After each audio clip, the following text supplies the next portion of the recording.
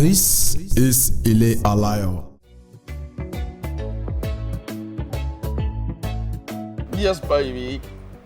Come on, you too. Oh my God, you guys drive me crazy, you know. Babes, hit and make merry girls. Yes. Yeah. I'm not a hustler. I'm a spender. Spenders don't calculate. Double Bums. Yes, baby. I'm tired of this place. Let's go to the new lunch, please. Yes, Yes, baby. Okay, babies. Your wish is my command, you know what I'm saying? I'm gonna do what you want. We're gonna leave here and move to the new lounge, you know. Waiter! Sir? Come, let me have my bill so we move out of here, you know. Babes, I'm gonna give it to you hot tonight. Yes, sir. Yeah. Oh, baby girl. Yeah, what's my bill? 18,500, sir. Everything. Say that again. 18,500 for everything. You say what? 18,500. Small change.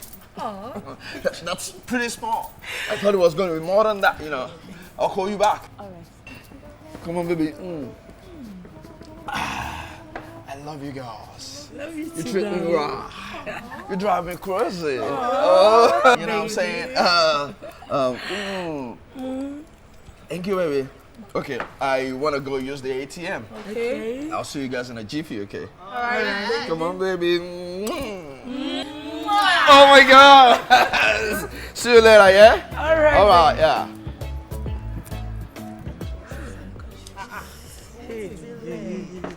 More money don't come. Aya.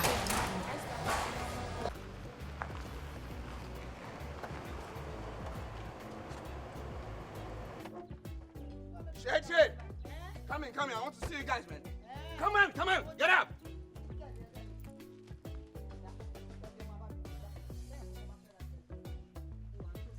Yeah. One going, man. Your landlord is here, man. Hey, you come out. I love you. Hey, your landlord is here. Basti bata. Jagaban. I'll find you. Come on, right. Come out here, man. Yeah. Daddy Mansuru. Your landlord is here, man. Oh, soldier. Come out. Soldier about I need you all to hear this. Yeah. Now listen, okay? Who else is not here? Kilo de atete yin le ah. Shed Balabala. Yes. Who else is not here? O mọ tó ṣẹlẹ̀. Eku ilé wọn tó bá tó ṣe ń gbọ́ yẹn á sọ fún toko. Sọ lọ tí gbogbo wọn tó bá fẹ́ sọ, wọ́n á sọ fáwọn tó kù tó bá dé. All right. You all know me. I'm your landlord by inheritance and you know that. Wọ́n mọ̀. Okay? Now, looking at this gigantic structure, I mean the well, the kanga. Yeah. Now listen. I realize there's no water in that well. Okay? And that means it's time for you all to pay your water bills. Bẹ́ẹ̀ni. Right. Each room we pay 3K. Every month, Lóṣooṣù. Yeah, and I mean that. All right? If you guys are not paying it, then you don't use the water. You want to try me? Hey, point of correction. I'm not around Jamo. I'm around US, around London, around Belgium, around Germany. I've been to all the countries all over the world. So you don't restrict me to Jamaica, okay? Jamo. Tí mi ò bá fi òkúta já kànga yẹn, tí mo dẹ̀ máa pọn mi tó sì tó máa ṣe, sọ pé máa lè You níbi. cannot do that. Ó fẹ́ tẹ́. You think I'm joking, Mo right? rò pé ó fẹ́ tẹ́. Shit, hold this. Bàbá bí ẹ̀rẹ́ kò ti bá. Ó máa fẹ́. Kò ṣe ní ìtìmọ̀ rò pé nǹkan mú yín. Ṣọ́ọ̀kì nípa jàre. Ṣọ́ọ̀pá wọn máa ṣe bẹ́ẹ̀ pàwọ̀ ògbọ́n tó ń wí. Ṣọ́ọ̀ ń dànù. Ó ní ẹ. Bàbá ti yín nípa That's jàre. it. If you guys need water, you guys need to pay your water bills. Bẹ́ẹ̀ni. 3K per room. And I mean it. Okay? Bẹ́ẹ̀ni. Ó dé o. Jàmó gbà. Wọ́n máa wo tí ẹ. I wish you guys all the best. Wá. This na original gbege o. O lè tí ì dé títí ń bẹ́ yẹn. Kí n tó ní káwọn bọ́ọ̀sì fi òkúta já kìíní yẹn. You dare not Tọ́ba try. wá bí ẹ̀rẹ́ kó wá pàrọ̀ àti wá fa You wàhálà. dare not try. You dare not Torí try. ẹ̀ mo ṣe mú gbó. Ó fẹ́ tẹ́ o. Tó bá tí ọwọ́ ẹ̀ Bẹ́ẹ̀ni, ó ṣiṣẹ́. wọ́n á nù ẹ̀ pa síbi. ó ti yà wẹ̀. gbẹ́rẹ́ sọ tọ́ba bí yín re tí wọ́n bá ti bí yín dáadáa ẹ̀yin ẹja jámo ẹsẹ̀ àgbàṣà gún ẹ. gbogbo agbára ẹ òun ló kó sẹ́yìn ó sọjà òun wo báyìí ó dẹ̀ ń lọ bẹ́ẹ̀ ó sọ̀rọ̀ náà. ẹ mọ̀ pé mi ò kàn ń sọ̀rọ̀ bẹ́ẹ̀. ẹ àfa sọ̀rọ̀ ìwọ ò sọ̀rọ̀ kí ló fẹ́ fà yẹn. I don't talk anyhow. Why? I'm a soldier. We know. A retired one at that. ẹ gbọ́ mi gbogbo ilé tó ń sọ yẹn pátápátá mo believe kò ní diarrhea of the mouth ni. ẹ wo èmi ò bínú sí i torí gbogbo àwọn ọmọ tá a bá bí tá a bá kọ́ bó ṣe máa ń hùwà ló ṣe hùwà yẹn. But tell him and warn him. Warn him. I'm saying warn him. Because tó bá lọ rí wrath of my gun, I'm going to discipline him. ó ti ti kànga náà. I will destroy the padlock with my gun. God bless you.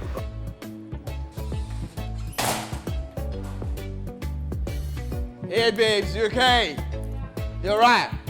Good. Yeah. 1 minute, okay? Waiter, can I see you?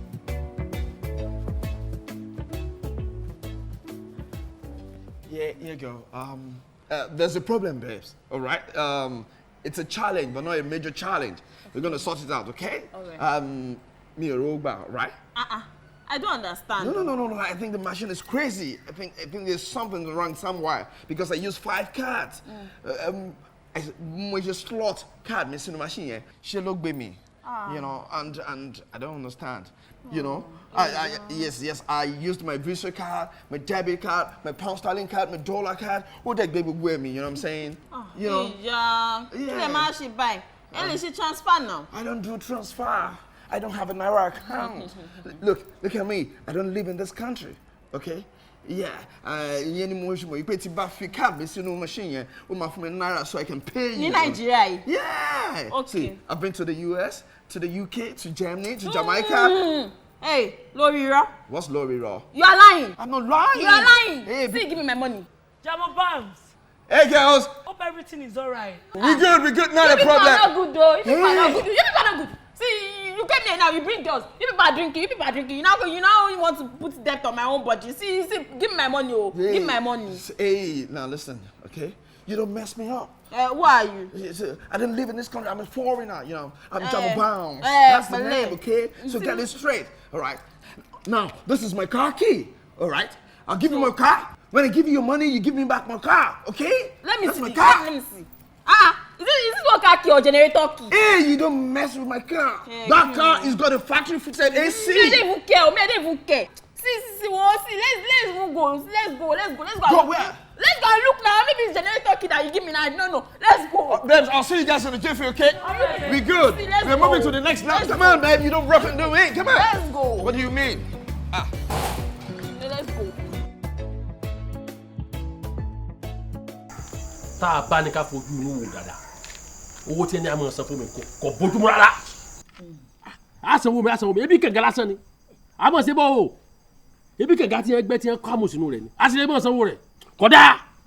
sí ọ̀gá àfà. èwo lọ̀gá pèmí láàfà àwọn èèfọ̀ ọ̀gá síwájú àfà. okay àfà see if we talk say we wan talk about rights don die for dis country no be today so if you wan fight dis people over rights dis well they no go open am for us o na truth be that. ṣé ẹ fẹ́ gbọ́ ṣé ẹ mọ̀ pé Jamo Bounce ló mú àgádágodo yìí wá ìgbà tó dẹ̀ mú àgádágodo yìí dé mo wò dáadáa ó lè dé sí kó sọ pé bóyá Amẹ́ríkà tàbí Canada lòun ti rà ó lè ṣeé ṣe kó sọ pé London ni tá a bá máa wo yí ẹ̀ ó lè wọ bíi 50,000 naira tẹ́ ẹ dẹ̀ mọ̀ wípé bẹ́ẹ̀ ṣe jókòó yìí ẹ̀yin ò lè gba 500 naira lọ́wọ́ yín easily bẹ́ẹ̀ yẹn ẹ jọ nítorí ọlọ́mù fọlọ́ọ̀bà bẹ̀ yìí ṣe rí kànga yẹn ẹ má dédìí ẹ má wà wàhálà o ẹ gbúdọ̀ já o. ṣèdí bálabàlà at this junction ẹja bára àtòdodo ọ̀rọ̀ bí tí mo wà yìí kó yẹ kí n jókòó tí kálíbà mi ti ní wéètì jù bẹ́ẹ̀ lọ bí ìgbà tí mo kàn ń waste yá time mi ni àáfà listen attentively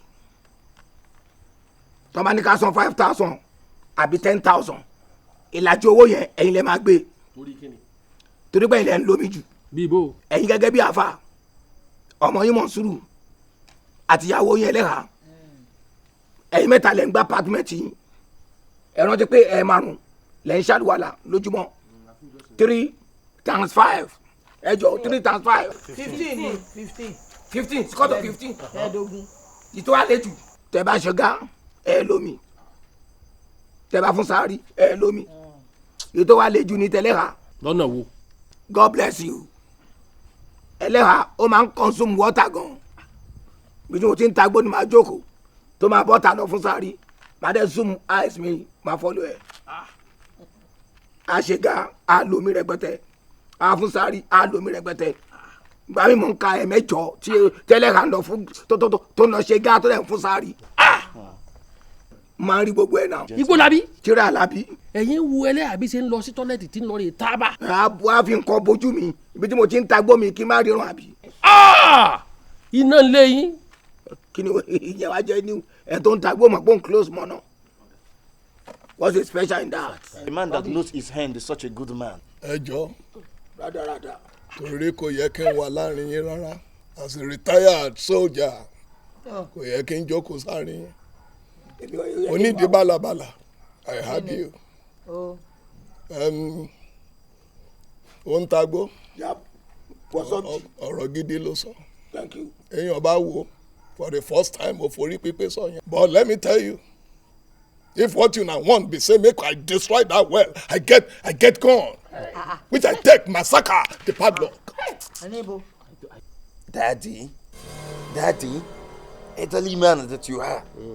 Àtọjọ́ tí mo yàn ọ̀rọ̀ kó jáde lẹ́nu yín kí ìbọn má tẹ̀lé. Ṣé nǹkan mi wá ń bẹ̀ ni? Àbí kí ló fi wẹ̀yìn? Ókè ọjọ́ tó bí yín búlẹ̀tì ló fi wẹ̀yìn ni. Tó fi jógún ìbọn ogún ìbọn. Mi ìgbórí kó kẹ́ra bọ́ tó dọ̀tí ẹ má sọ pé ẹ máa yìnbọn. Kẹ́rí wúrẹ́ ẹ máa yìnbọn. Kórí aáyán ó máa yìnbọn. Anything àfibọ́n yìí. Jọ̀ntúrí Ọlọ́run let me bring you to your warning. Àtótó ààrẹ rẹ̀ ẹ jọ̀ntúrí Ọlọ́run tẹ bá rí ẹ̀fọn tó balẹ̀ mi. Jọ dáàdì jẹ́ kẹ́fọn yẹn jẹ mí pẹ̀lú ìtẹ́lọ́rùn. Má bá mi yìnbọn pa o. Jọ o kò má gbèsè lọ́wọ́ mi mo bẹ̀ ẹ́ o. Kò síbi tí máa fẹsẹ̀ rìn lọ tó bá fìbọn. You understand me? Rando, you want me to say Rando. You will know where everything should be with it. Short of time so important to you. So please don't gun me, I beg you. Thank you. ẹ jọ ẹ ké hallelujah daddy down over what?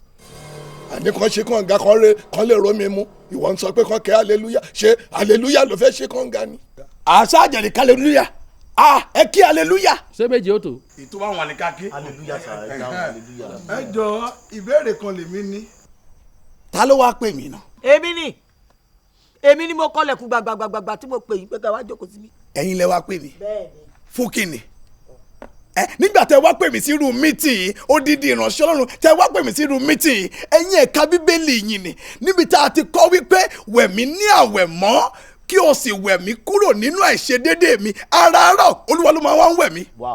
5 a.m. làwọn áńgẹ́lì àti dé pẹ̀lú kọ́ìnkọ́ìn àti ọṣẹ lọ́wọ́ ọmọ mi dìde wá wẹ̀ wọ́n á máa bómi tòrótòrò láti òkè dé ilẹ̀ rí ẹni mi nìkan ga ìrì ni. délé nìkan ló ń wá bẹ́ẹ̀ náà tí mo ṣe oh God. wòlíì ẹjọ́ tó yọ láì má pé tìrù mi sí i mọ́ mi ò láìkẹ́. wòlíì Olúwa ló ń wẹ̀ mí àwẹ̀ mí mọ́. dájú dáhùn. ó dá mi lójú pé ẹ máa gbá gidi ní pẹfíùmù lẹ máa dà sára. Olúwa wo ló ń wẹ̀ yín nípa àbò.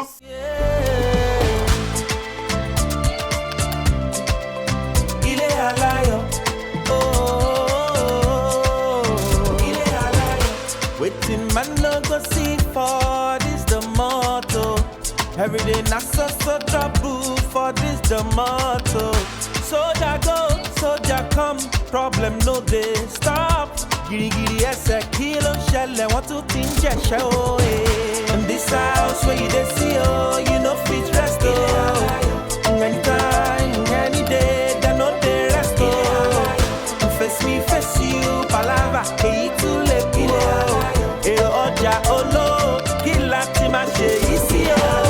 Landlord ń ṣe tirẹ̀, tenant gan ń ṣe tirẹ̀. Àgbà ò mọ́ra ẹ̀ lágbà, ọmọdé yẹn ò ṣe bí èwe.